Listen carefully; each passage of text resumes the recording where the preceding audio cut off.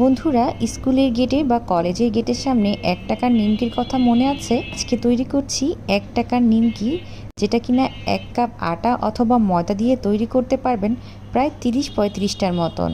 নিমকিগুলো কতটা খাস্তা হয়েছে তা আপনাদেরকে না দেখালে আপনারা বুঝতেই পারবেন না।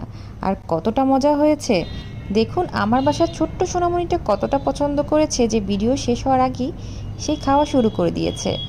এতটাই মজা হয়েছে আজকের এই ১ টাকার নিমকি, তাও আবার ১ কাপ ময়দা অথবা আটা দিয়ে তৈরি করতে পারবেন খুব সহজে। তাহলে আর কথা না বাড়িয়ে চলুন শুরু করা যাক সম্পূর্ণ ভিডিওটি। তার আগে যারা এখন আমার চ্যানেলটি সাবস্ক্রাইব করেননি, প্লিজ সাবস্ক্রাইব মাই চ্যানেল। আমি নিয়ে নিচ্ছি ১ কাপের মতন আটা অথবা ময়দা দিয়ে এই নিমকিগুলো তৈরি করা যাবে। ১ চা চামচ দিয়ে দিয়েছি চিনি, হাফ চা চামচ লবণ, ১ চা চামচ দিয়ে দিলাম কালো জিরা।